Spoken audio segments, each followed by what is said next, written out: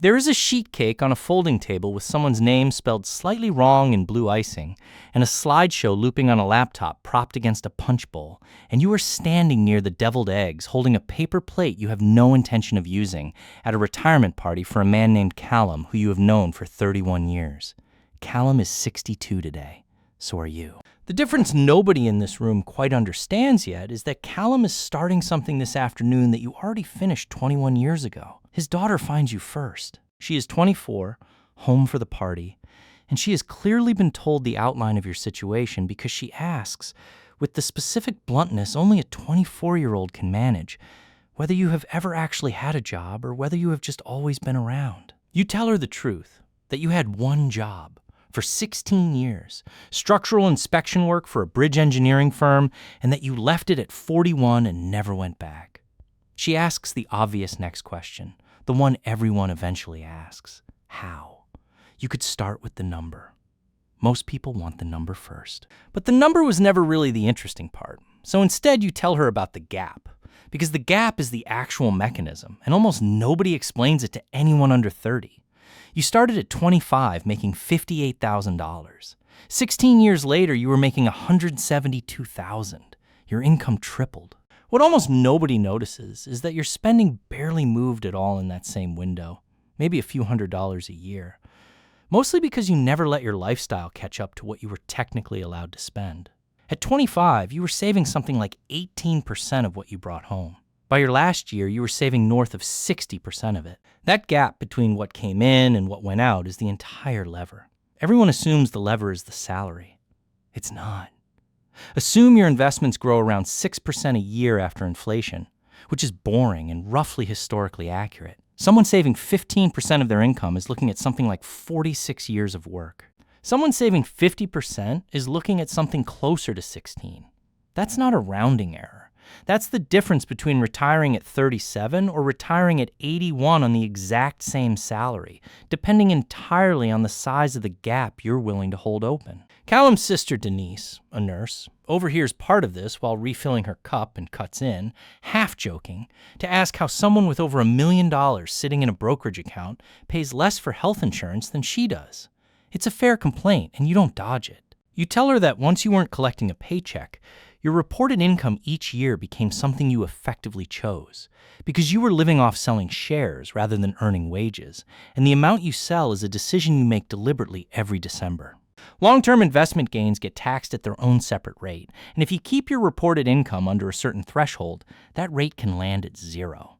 Stack the standard deduction on top of that, and there's a real window each year where you can realize a meaningful amount of investment profit and owe the federal government nothing on it. Then there's the second piece, the one that actually explains her question. Health coverage bought outside of an employer is priced against that same reported income number, and there's a subsidy tied to it that falls off a cliff once you cross roughly 4 times the federal poverty line. Cross it by a single dollar in a bad year, and the help doesn't shrink. It disappears completely. So you keep your number parked comfortably under that line on purpose, and your monthly premium ends up a small fraction of what Denise pays for coverage that isn't meaningfully different from yours. She doesn't love the answer. Neither do you, entirely. You just learned to read the form correctly, and she hasn't had a reason to yet. Someone near the gift table has set up a joke sign in sheet as an icebreaker. Name and where do you work? The kind of thing someone's cousin thought would be funny.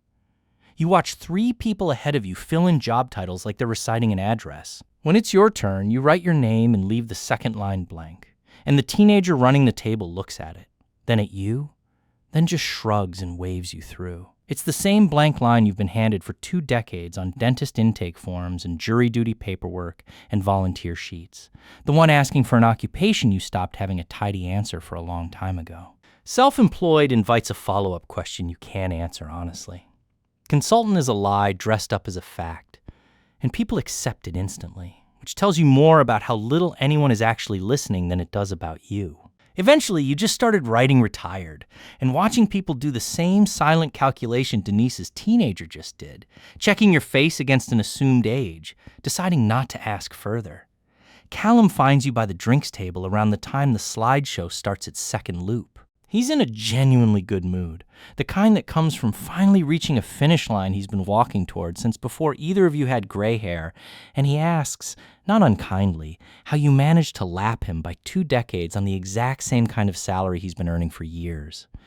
You remember the specific lunch that answers this better than any explanation you could give him fresh. 8 years ago, when he was 54 and freshly promoted to operations director, pulling in $255,000 a year, he told you over sandwiches that he felt completely stuck despite the raise. His mortgage alone ran $4,600 a month. There was a boat payment. Twin 16-year-olds in private school with a third round of tuition about to start.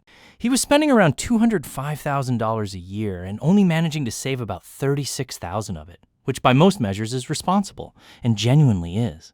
He had $520,000 invested at the time, but the math that actually mattered was the same 25 times rule you'd used on your own number years earlier. 25 times $205,000 is just over $5 million.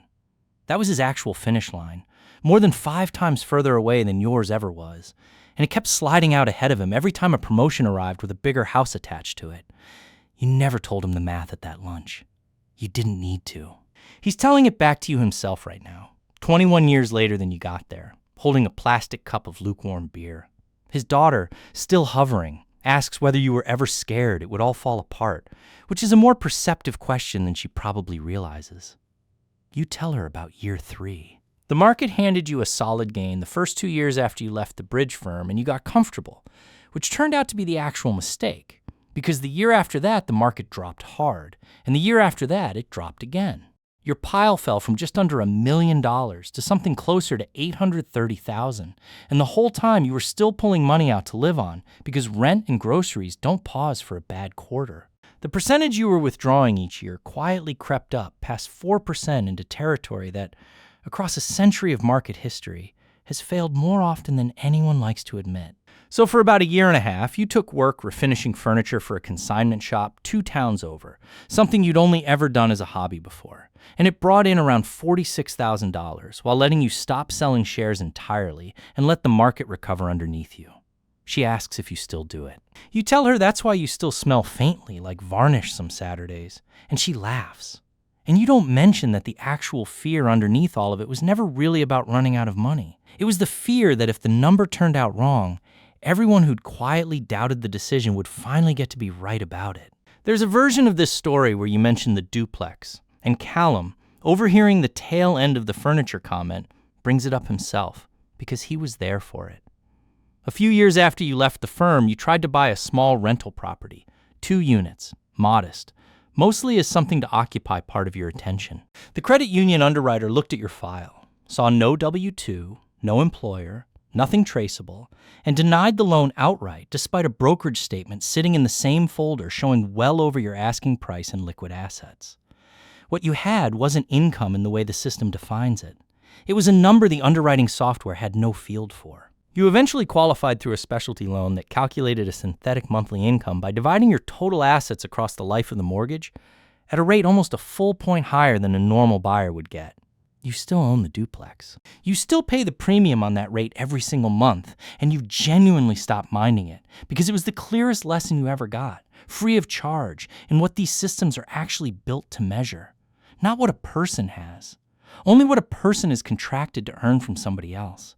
Denise asks about Social Security almost as an afterthought, refilling her plate. Callum answers before you can, a little smug, because it's the one number where he wins. The benefit calculation uses your highest 35 years of earnings, and the years you don't work don't get skipped. They get counted as zeros and drag the whole average down. You worked 16 years. Your statement estimates something close to $1,900 a month starting at 67. Callum, who worked straight through, is projected closer to $3,700. It's a real gap, almost $22,000 a year for the rest of your life. And you bought it on purpose with the 21 years you got back instead, which is a trade you'd make again without hesitating. You tell his daughter one more thing before you leave, because she's the only one still asking real questions and not just being polite. 2 years ago, you spent almost 2 months living out of your sister's guest room, helping her recover from a bad surgery. No supervisor to ask, no vacation days to ration, no awkward conversation about coverage. It cost you nothing but time, which by then was the one thing you had an enormous surplus of. She nods slowly, the way people do when a fact rearranges something quietly in the back of their head, and doesn't say anything else about it. You slip out before the slideshow finishes its third loop, because tomorrow is an ordinary Tuesday, and there's a group of retirees who meet at the pool 2 towns over for an early lap swim, and you don't like showing up tired. Walking to the car, you do the math you've done 100 times without ever writing it down anywhere. 21 years since you left the bridge firm, something close to 260 ordinary weekdays in each one, comes out to somewhere around 5,400 mornings that belong to nobody but you. That was always the actual purchase. Not the duplex, not the number on the statement, just that pile of unclaimed mornings, bought slowly with a gap you kept open on purpose for 16 years before anyone else in that room had even started counting. Callum is starting his count today. You don't say that part out loud on your way out. You never do.